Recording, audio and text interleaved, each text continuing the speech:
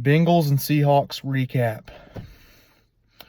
Well, this is my first recap video, so, I'm going to keep it short and sweet. But, what can I say? We played a heck of a game today. We came up on the losing end, unfortunately, losing 21-20. I don't like the idea of moral victories. I think that's something in sports that people, they kind of tend to cling on to too much. But, I may not go that route, because if there's any consolation to this game today, or to this loss rather, it's that Zach Taylor looks like he's going to be a pretty dang good football coach. And here's why. The defense played almost lights out today. I mean, they were spectacular today. They were pressuring Russell Wilson all day. They sacked him like 5 or 6 times. He was under duress all day, which is something that you couldn't say for any game last year, considering that the Bengals ranked almost dead last in pretty much every defensive category last year. I mean, this is the worst defensive football a year ago, and, today I think they took a big step forward, and I think they're going to be a lot better this year under new defensive coordinator Lou Anarumo, because as you could tell last year before he got fired mid-season, Terrell Austin definitely wasn't the answer. I guess there was just something about him and about his scheme and his coaching that didn't sit well with the players. Like, he just didn't, he just wasn't a good defensive coordinator. That's just the fact of the matter. And I think Anarumo is going to be better. But the defense played well.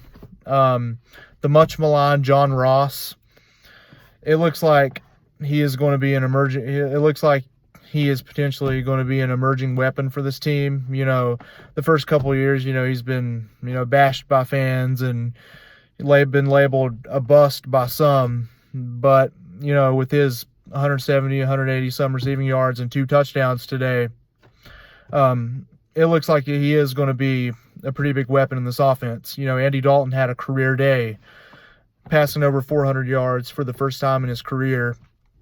He's been in the league since 2011. This is the first time he's ever passed over 400 yards. A lot of people were worried about the offensive line going into this game today and how they were going to play. But, personally, even though they sacked Dalton only 2 times, I think they played well today for the most part, considering that Seattle just added Jadeveon Clowney to their defensive line, along with, KJ Wright and Bobby Wagner in the front 7 of the Seattle Seahawks, which is highly regarded by many around the league. I think that the O-line fared well against them today.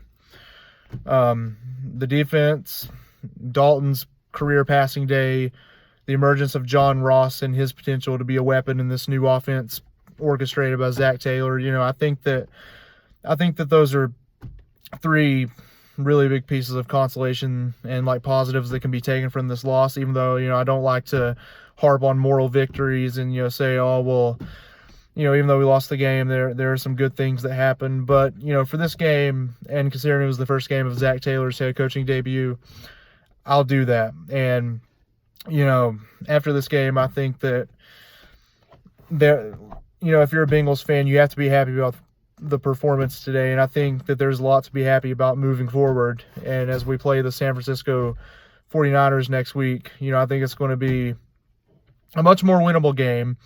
A tougher game for the 49ers than they had against the Buccaneers today. They beat them 31-17, but, when they come into the jungle next week, I think they're going to have a lot tougher game on their hands. One thing that the Bengals proved to me today was that, I think they're going to be a lot better than the experts believed. Almost every national media pundit, whether it be ESPN, NFL Network, Bleacher Report, The Athletic, any of them, they all predicted the Bengals to be one of the worst teams in the league. And after their performance today, I don't think that's going to be the case. I think that they could end up challenging for the AFC North Division crown. But after Baltimore's beatdown of Miami 59-10 today, I know it's Miami, but still, the Ravens look like they're going to be a tough out while they're defending their AFC North crown from last year. I think the Bengals do have a shot at winning this division, but they just have to win the games they have to win. They have to have some help from other teams, that obviously they can't have Pittsburgh do well, and they can't have Baltimore do well. But I'm excited about the future of this team. Zach Taylor, it appears to me that he's getting the attention, like he has the attention of his players. I think that what he's trying to do, the players are buying into it, his scheme and like his offense that he's brought to Cincinnati. I think that the players like it and are embracing it. And I think that today was, I think that today proved that, this offense, Zach Taylor's offense orchestrated by Brian Callahan, offensive coordinator, I think that it could be something special. I do think the Bengals have some home run hitters in their lineup, like, John Ross, which he showed today that he can be a home run hitter. Mixon, who exited the game today with an ankle injury, he's questionable return. He didn't return to the game, but, I heard after the game that he wasn't in a walking boot. Hopefully he comes back soon. Hopefully he's back next week against the 49ers, but, it's always good to have him in your offense. But, if they do have him back next week, they got to have more of a rushing game than they had today. I think they only rushed for like 30 or 40 some yards today, and you just got to be better than that on the ground, plain and simple. Hopefully we can get AJ Green back by the Bills or the Steelers game.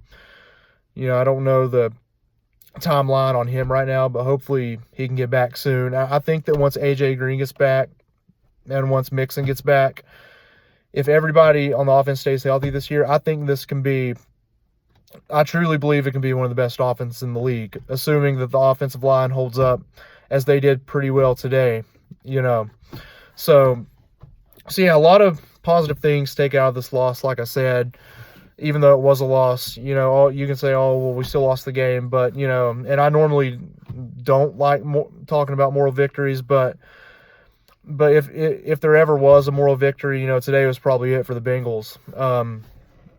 So, it sucks to lose it. It is what it is.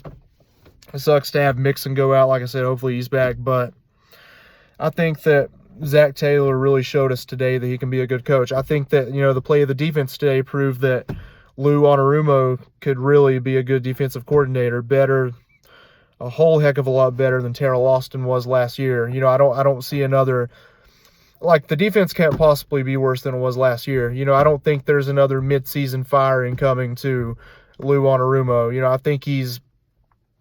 think the defense, I think they're buying into his scheme. I think I think they like his scheme. I think they're buying into what he's trying to do, just like they're buying into what Taylor's trying to do. But yeah, after this game, even though they lost, I'm excited going forward. Next week, I do think next week is a winnable game. I think Buffalo is a winnable game. Pittsburgh, as all Bengals fans know, it's always tough to go against the Steelers. They obviously have our number, and they've had our number since November 1st, 2015, which is the last time we beat them. But I do think we'll lose that game to move us to 2-2. Arizona at home, they tied with the Lions today. But, I think that game, I still think we win that game just because it's at Cincinnati. And, this is Kyler Murray's rookie year. He's not perfect. I do think he can end up being a decent quarterback.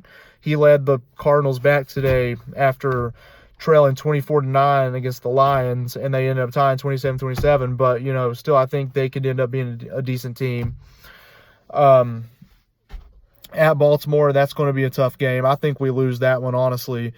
Jacksonville, they lost Nick Foles today. It's hard to say how long he'll be out, but, Gardner Minshew stepped in, played really well for Nick Foles, passing for 277 yards, 2 touchdowns. I think that game's a toss-up. The Rams, I think, is a loss, just because I think the Rams are a better team than us. They have much more talent, in my opinion, even though we could end up hanging with them like the Panthers did today. But, that game, like I said, Rams will probably win that one. Baltimore at home, who knows? The Ravens haven't swept us since 2011, Andy Dalton's rookie year.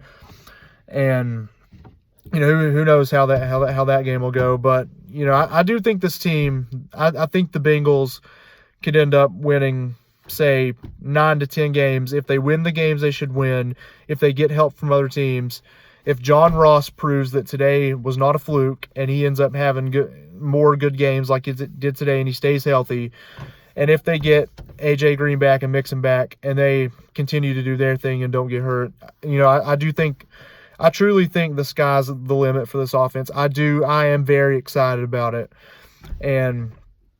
But yeah, Bengals lose 21-20. You got to credit Seattle. It's always a tough place to play. I don't think they've ever lost a home opener under Pete Carroll. But, CenturyLink Field is always a tough place to play with that crowd noise going against the 12s, as they call them. I was kind of bummed out when they lost, but, I was just thinking of the positives from this game.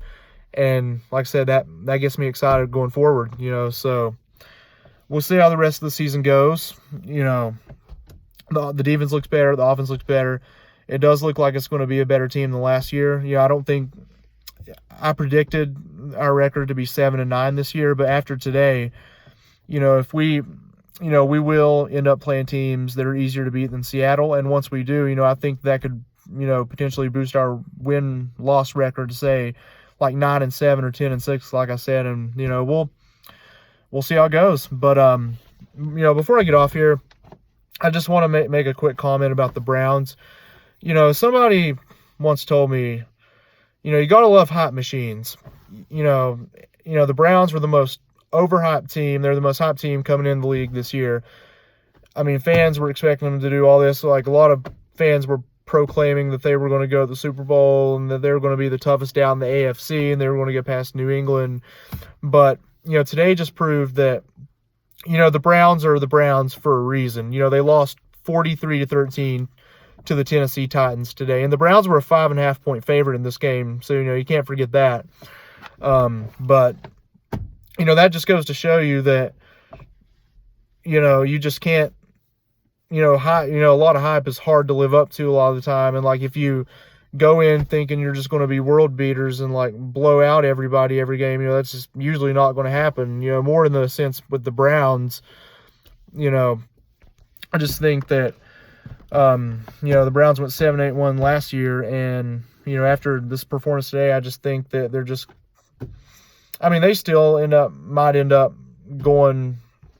making a wild card spot at least, but I just, before the season, I wasn't buying into all the Cleveland hype, and now I'm buying into it even less because you see what happened today with the Browns, and I just think that, that they should serve as a precautionary tale that you should just never buy into extreme hype for a team because it usually always just ends up going to the wayside and just ends up being a moot point most of the time. So, you just gotta,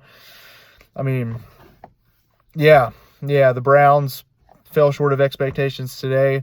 We'll see how they go. We'll see how they do come up in the future. But, Freddie Kitchens, he, in the second half, his offense couldn't get anything going. And, the team just looked lost, once they went down 12-6 and, they just looked lost today. So,